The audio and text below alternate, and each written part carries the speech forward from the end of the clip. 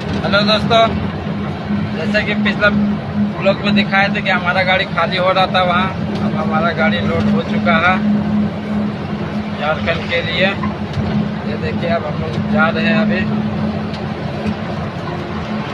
तक सोचे कि जा रहे हैं तो आज होली है, इसीलिए होटल वोटल सब बंद है, तो इसलिए थोड़ा खाना वाना बना ले रहे हैं अपने से। ये देख सकते हैं मेरा भाई बना रहा खाना, चावल बन के रेडी है और अभी चिकन बना रहा है।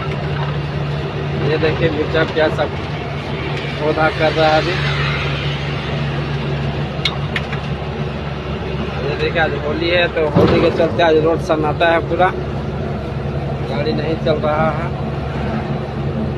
लेकिन हमको जाना है अभी बहुत दूर, इसलिए हम थोड़ा चल रहे हैं। अभी हम भी जाके रुक जाएंगे।